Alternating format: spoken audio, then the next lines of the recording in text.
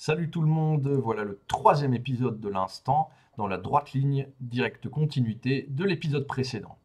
Le chevalier du solipsisme va frapper à nouveau, Kierkegaard continue, il est contre l'État, c'est-à-dire contre les institutions, contre le clergé rempli d'hypocrites et contre les chrétiens qui ne se révoltent pas, soit l'écrasante majorité des hommes dans le général, ou juste les gens. Il est bien seul face à la totalité de ses contemporains, et il n'en a toujours pas fini. Sa colère se tourne contre les 1000 maîtres en christianisme du roi, qui cumulent les torts puisqu'ils ont un brevet d'État et une fausse dénomination d'experts en christianisme.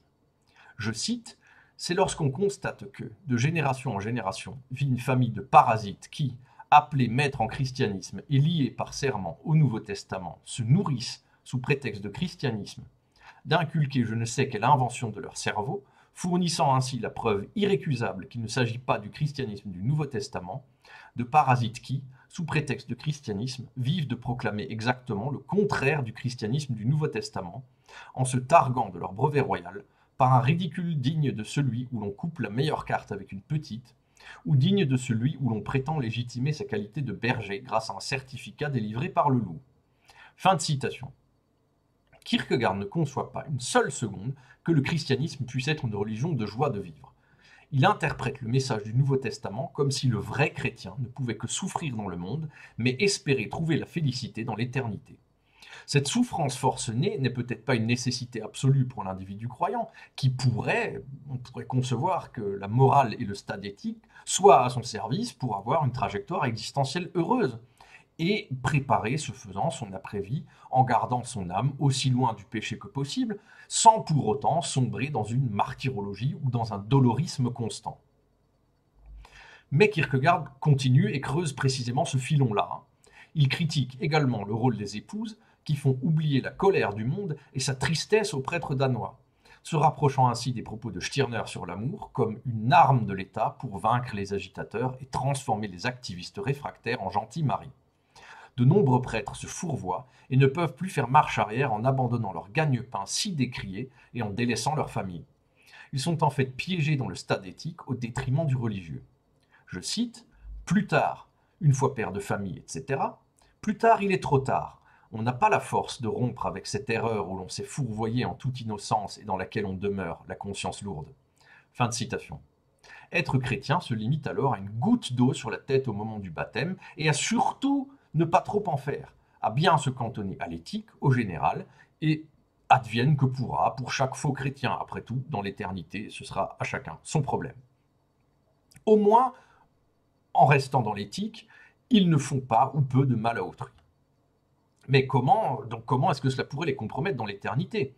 Kierkegaard le dit pourtant sans détour, le christianisme du Nouveau Testament n'est pas de conformisme ou d'approbation, mais d'opposition au monde tout entier. La chrétienté est en fait devenue un paganisme criminel. Elle se travestit en fait en paganisme et elle se moque ouvertement de Dieu. Chaque homme qui se rend à l'office religieux participe d'autant à ce crime et à ce blasphème. Kierkegaard rejette aussi toute conception de l'homme naturel qui s'insérerait dans le christianisme, comme l'a fait son adversaire Martensen. Pour Kierkegaard, Dieu est une personne, il a un moi, comme les individus, comme les hommes, au sens propre du terme.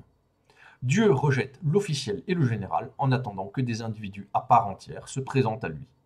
Je cite, « En vérité, justement parce que Dieu est une personne, au sens le plus éminent, au sens plein du mot, il lui est infiniment plus répugnant d'être l'objet de l'officiel qu'il ne l'est à une femme de voir qu'on la demande en mariage en suivant la formule du guide des convenances. » Fin de citation.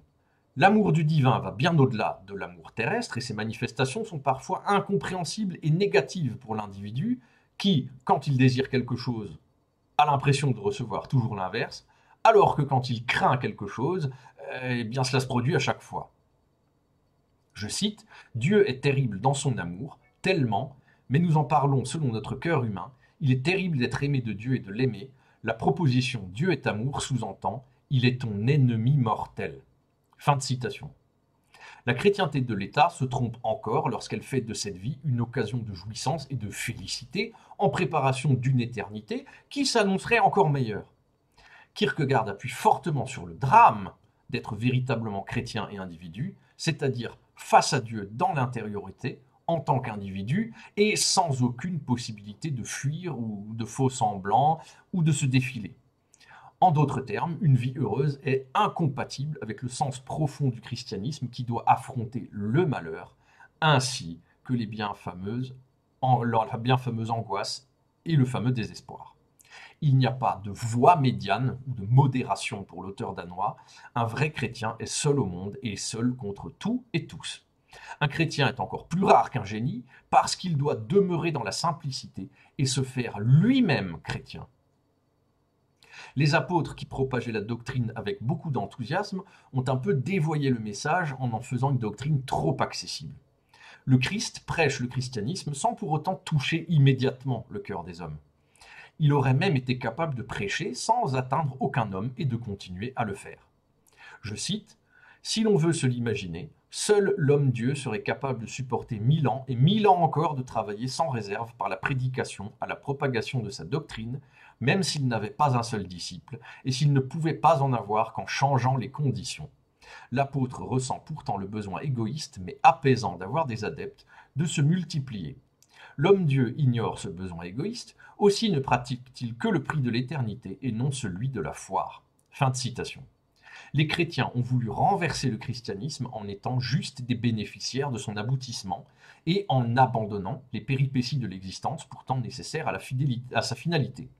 Les chrétiens, dénoncés par Kierkegaard, les chrétiens de la chrétienté, ont abandonné l'effort et le processus terriblement douloureux, dramatique du devenir chrétien, du devenir authentiquement chrétien. L'amour des hommes seul ne suffit pas, il faut les aimer à tel point qu'en se détestant soi-même, et les êtres aimés aussi en raison de notre finitude, nous quittions tout pour Dieu. Mais ces hommes-là n'existent plus, personne ne parvient à haïr intégralement la chrétienté au profit du christianisme. Le message de Kierkegaard devient à nouveau, prend une tournure inattendue, il devient ironique et humoristique, et très clairement, indubitablement solipsiste. On peut d'ailleurs lui opposer qu'un amour véritable de ses pairs ne saurait se concrétiser par leur abandon systématique, sinon ce n'est pas de christianisme qu'il n'y aurait plus, mais d'humanité en société organisée tout entière. Que le vrai chrétien puisse ressentir le besoin de tout abandonner par ascétisme est tout à fait possible, mais qu'il le fasse sans tout anéantir autour de lui paraît quand même préférable. Le clin d'œil au journal du séducteur de 1843 semble très évident, mais ce jeune homme, héros du livre, est encore piégé dans l'esthétique. C'est son être à lui, son individualité, qui est faite d'esthétique, de laquelle il ne sortira pas du tout, ou alors pas à ce moment-là, pas avant d'avoir pris en maturité ou de basculer dans l'éthique.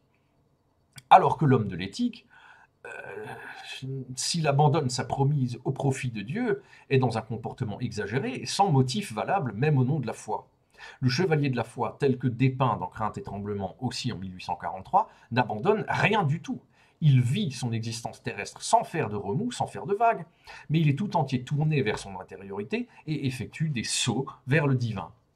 Quant à Job, il réclame justice à Dieu, Job est donc un autre chevalier de la foi, et obtient une compensation encore dans sa vie terrestre du fait qu'il est juste et croyant. Alors si la réponse au faux christianisme de la chrétienté est la haine et le rejet au nom de Dieu, le message du Nouveau Testament lui-même est détourné et Kierkegaard s'enfonce encore plus dans la martyrologie. Dans Luc 14, comme cité dans le texte, il est question de préférer Dieu à l'homme sans pour autant haïr les hommes, et la nuance est de taille. L'homme de l'éthique n'a ici rien à gagner pour son âme ou dans l'après-vie. Il commet l'irréparable dans la société des hommes et fait du mal de façon absurde et sans aucun gain spirituel pour personne. Kierkegaard est lourdement dans l'erreur, même par rapport à sa propre théorie des stades. En revanche, on comprend à nouveau lorsqu'il accuse la chrétienté de n'être plus que du néopaganisme, où la procréation est un business florissant et où tous remplissent les caisses de l'État et de l'Église pour ne pas risquer d'être un paria ou d'être destitué du statut de chrétien, et ce faisant, ne plus jamais le devenir authentiquement. Si le christianisme prévoit un grand bouleversement, un changement en vue d'une mise en conformité avec le message du Nouveau Testament, la chrétienté en a fait un maintien de tout ce qui préexiste sous la supervision du clergé et de l'État, le tout abrité derrière une vague notion d'immortalité de l'âme, de salut et d'éternité. Le degré de chrétienté d'un homme est proportionnel à sa faculté non seulement à payer pour être intégré à la communauté, mais aussi à son hypocrite, retour de l'hypocrisie, à son hypocrite capacité à obéir aux dictats du clergé. Un tenancier de bordel païen ne saurait être sauvé, mais un tenancier de bordel chrétien ne saurait être exclu des sacrements. Même au moment des enterrements, l'éloge funèbre est proportionnel à l'argent déboursé, ce qui montre à quel point la chrétienté n'est pas tournée vers l'éternité, mais vers la jouissance matérielle des choses du monde et vers l'existence terrestre. La chrétienté pratique la fraude de façon éhontée et le prêtre est le plus grand fraudeur de tous les hommes. Je cite, « Il n'a plus qu'une étiquette de chrétien que le clergé colle là où bon lui semble. Le symbole de la croix lui-même n'est plus qu'un simple logo qu'on brandit à tout bout de champ et qui ne signifie plus rien. Ce n'est qu'un insigne ou un badge dénué de toute puissance. » Et la conclusion critique de ce constat est aussi radicale qu'évidente. Je cite à nouveau, « Le changement du paganisme consiste en ce que tout est resté le même, mais en prenant le nom de chrétien. » Fin de citation.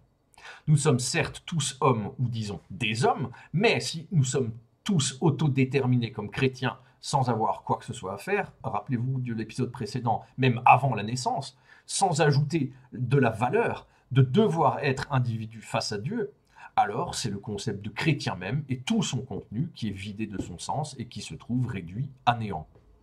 L'homme étiqueté chrétien par le clergé ne sort pas du tout du paganisme. Le coup de poing sur la table de Dieu vise à séparer l'individu de la foule grâce au message du christianisme. Et il doit toujours subsister une dissonance entre l'individu et l'espèce, entre l'individu et l'humain, qui est abolie dans la chrétienté, au nom d'un vivre ensemble en harmonie qui est totalement fallacieux et qui n'est rien d'autre qu'un outil de contrôle des foules dissimulé derrière une liberté de conscience illusoire. Si nous poussons cette critique jusqu'au paroxysme, la chrétienté a simplement rusé avec l'enseignement divin jusqu'à abolir purement et simplement le christianisme. La chrétienté supplante le christianisme en recourant à l'hypocrisie la plus totale. Je cite, « La chrétienté est précisément une défection au christianisme. » Fin de citation. Si être chrétien est une source de malheur dans l'existence terrestre, ce n'est pas pour autant que le chrétien devrait tout faire pour être malheureux, je répète ça. La crucifixion et le sacrifice constant du Christ devraient viser non pas à faire des hommes des masochistes qui se serviraient de la douleur et de la souffrance pour affirmer leur foi, mais à accepter la condition d'homme au nom du salut par la foi. C'est la condition humaine elle-même qui est cruelle par le message intrinsèque du christianisme. Mais c'est précisément ce que Kierkegaard n'a de cesse d'appliquer et d'amalgamer en vain. Son pessimisme spirituel récurrent lui fait prendre le parti inverse de la chrétienté pour qui le christianisme est gratuit. Pour Kierkegaard, la souffrance est nécessaire au devenir chrétien, et si elle vient à manquer dans l'existence, il faut la provoquer de soi-même comme un mode de paiement alternatif.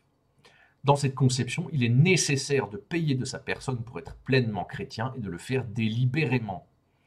Mais il faut donc pousser la critique du texte. S'il est évident qu'acheter le christianisme à grand renfort d'argent et de pouvoir ne fonctionne pas, payer par une somme de malheur personnel pour accéder à la foi est aussi un moyen de détourner le message du christianisme qui devrait juste consister à surmonter les épreuves de l'existence grâce à une succession de choix et à de la détermination qui permettent d'en triompher. Alors, bien sûr, les spéculations et le psychologisme concernant l'écriture kierkegaardienne et ses origines, ses motivations sont allés bon train lorsque Kierkegaard a été redécouvert au XXe siècle. Mais je ne rentre pas dans ce débat-là, je lui préfère le texte en lui-même. Quand il impose le malheur dans la démarche chrétienne, Kierkegaard limite la liberté de l'individu, dont il est pourtant un des plus éminents représentants. Il y a là une contradiction qui se met petit à petit en place à cause du dolorisme et de la martyrologie. Que chaque individu conscient de son importance et de sa responsabilité investisse toutes ses forces dans la bataille existentielle grâce à la foi, voilà un message envisagé sous un jour plus positif. Le chrétien authentique ne devrait pas avoir à forcément, fatalement souffrir toujours plus, mais devrait se concentrer sur devenir toujours plus individu par ses propres moyens. L'individu du marquis de Sade est orienté dans une dominante de bien ou de mal par la nature, il est donc lui aussi limité par ses passions et par la somme de ce qui motive ses actions. Le devenir individu de Max Stirner pourrait donc apparaître comme le plus libre parmi les trois que je traite dans ma thèse et dans mes investigations philosophiques en général. Mais c'est l'indétermination conceptuelle voulue par Stirner qui le rend trop difficile à cerner et à mettre en pratique. Il semblerait que dans tous les cas, il y ait des limites ou qu'on arrive finalement face à un échec, à quelque chose d'insurmontable. Kierkegaard surmonte la finitude par la foi, Stirner par l'égoïsme, ou bien simplement en acceptant la matérialité des choses et de l'homme et dire voilà, l'égoïsme me suffit, j'ai un résultat satisfaisant, et Sade le fait ultimement en dépassant la nature par l'apathie. Voilà, je referme la parenthèse. Faire comme il te plaît et devient unique, dans le cas de Stirner, n'y suffit pas. Une affirmation aussi simple devient légère, frivole, désinvolte, avant de se heurter au réel, qui lui n'en finit pas de contraindre. J'en reviens à Kierkegaard, qui affirme que Dieu agit par amour, parce qu'il veut être aimé de ses créatures, mais qu'en nous forçant à vivre en groupe sous sa férule, il cherche constamment à nous faire devenir individus. Dieu aspire pour l'homme un dépassement de sa condition et de ses instincts animaux au profit du devenir individu. L'individu est un homme en constante transformation, tourné vers l'intérieur et vers un perfectionnement constant qui se continuera dans l'éternité. Les 1000 prêtres et les 2000 églises dénoncées par Kierkegaard ont largement contribué à l'abolition du christianisme, puisque si tous les hommes sont chrétiens au Danemark, alors plus un seul n'est un individu chrétien. Je cite, « Car toute l'affaire repose sur la donnée facétieuse que nous sommes tous chrétiens, ce qui est justement une facétieuse abolition du christianisme. » Fin de citation. Que les hommes ne se rassurent pas en pensant que la grâce est automatiquement donnée pour moi autant que pour les autres, parce qu'il n'y a aucune rédemption gratuite pour Kierkegaard. Je cite, « Car on ne reçoit pas au ciel sous cette adresse, l'on n'y parvient pas plus ainsi que l'on arrive par voie de terre en Australie. » Fin de citation. En effet, chaque homme voit pour ainsi dire midi à sa porte, comme le dit l'adage populaire. Or, si les hommes sont redoutablement lucides en termes de matérialité et dans la sphère générale, ils le sont beaucoup moins en termes de spiritualité. L'homme est, je cite, un être récalcitrant. Il se laisse guider ou donner des ordres dès lors que le pouvoir de coercition qui s'oppose à lui est supérieur à sa propre puissance de refus. S'il est convaincu après examen qu'il est capable de triompher de ce qui s'oppose à lui, c'est parce que, je cite, il se révolte dans le défi. S'il ne peut pas se rebeller sans être sûr ou presque de sa défaite écrasante, l'homme utilise l'hypocrisie, et c'est précisément ce qu'il fait en épousant la chrétienté doctrinaire plutôt qu'en adhérant au christianisme. Kierkegaard insiste encore sur la nécessité de la souffrance intrinsèque au christianisme avec moult citations et références bibliques à l'appui. C'est là la destination du chrétien ou du chevalier de la foi, pour qui toutes les choses terrestres ne doivent plus être que des enfantillages en comparaison des affaires spirituelles. Je cite, « De là ces incessantes exhortations à ne pas se scandaliser en voyant que ce qui, au sens le plus sublime et divin, est le salut, doit être si cruel pour la nature humaine. » Fin de citation.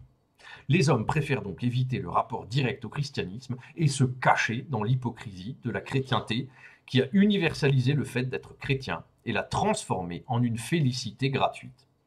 Mais cela ne peut être voué qu'à l'échec dans la pensée de l'auteur danois. Dieu est dans l'intériorité et nul n'est capable de fuir sa propre intériorité. Je cite, « Malheureusement, Dieu est une puissance contre laquelle on ne se rebelle pas ainsi. » Fin de citation. Une église devient un lieu équivoque, un lieu où tout se vaut, où la différence entre l'action de tous les jours, entre le dedans et le dehors, l'intériorité et l'extériorité est complètement abolie. Elle est autorisée par l'État, fréquentée par les chrétiens et désertée par Dieu, qui se sent dupé par l'hypocrisie des hommes. L'État et l'Église cherchent à abolir le christianisme tout en le propageant, ce qui cultive l'équivoque, et même une forme de paradoxe. Une fois encore, l'incompréhension des masses est le terreau fertile du pouvoir en place. Chaque homme peut se cacher derrière un parjure proféré dans le cadre officiel de la justice des hommes chapeauté par l'État, mais dans sa dimension personnelle, dans son rapport intime au divin ou à l'essence profonde de l'humain, aucun homme ne le peut. Cette vision assez mystique tout de même de la chose entre en conflit avec le libertin chevronné de Sade, pour qui le parjure est un amusement et qui n'estime avoir aucun compte à rendre à une quelconque divinité, puisque la nature, seule la nature, force un temps soit peu cosmique, n'en a que faire de juger une créature qu'elle a enfantée. Et pour Stirner, l'unique n'a qu'à décider de ce en quoi il croit, mais la morale des hommes devrait décourager le parjure en premier lieu, plus que la crainte d'un éventuel être divin. On a bien l'opposition ici entre le croyant Kierkegaard et les deux athées, Sade et Stirner. Kierkegaard redouble d'ardeur et force le lecteur à admettre que le serment officiel prêté dans le général n'a plus aucune valeur, dès lors qu'il n'est pas en accord avec la conviction personnelle de l'individu. Il en va ainsi pour les hommes d'État, d'Église et de loi. Je cite, « Une déposition de serment, elle devrait pourtant bien garantir qu'il s'agit d'une affaire personnelle, mais le serment est, le serment, la condition d'accès au gagne-pain, etc. Ne nous induis-tu pas en tentation, ô Dieu ? Le serment est peut-être prêté officiellement, mais ce que tu enseignes, est-ce vraiment ta conviction ? Je t'en conjure par la mémoire de ta défunte femme, dis-moi pour me tirer d'embarras ton opinion sincère. » Et je cite encore pour finir, « Non mon ami, cela je ne le peux pas. » Fin de citation. La critique de l'hypocrisie chrétienne se poursuit allègrement avec le recours à l'ironie. Le prédicateur doit surtout prêcher des demi-vérités et agir en son nom propre bien différemment de ce qu'il préconise s'il y trouve un intérêt, à tel point que la plume kierkegaardienne devient étrangement proche de celle de Sade. Je cite, « Car de même qu'un mariage n'est à l'abri de l'ennui et n'est intéressant que si le mari est infidèle à sa femme, et réciproquement, de même aussi, le vrai ne prend d'intérêt et d'immense intérêt que si on laisse saisir, entraîner, ravir par lui dans l'exaltation, mais bien entendu en pratiquant exactement le contraire, tout en trouvant une sournoise assurance de s'en tenir là. » Fin de citation. Voilà, je m'arrête ici pour le 3e épisode. Vous voyez que ça devient assez dense, assez riche. Je convoque mes 2 autres auteurs pour confronter cette pensée. Et la radicalité kierkegaardienne n'en a pourtant pas fini. Vous verrez, on a fait la moitié de l'instant. Je continuerai dans les prochains temps.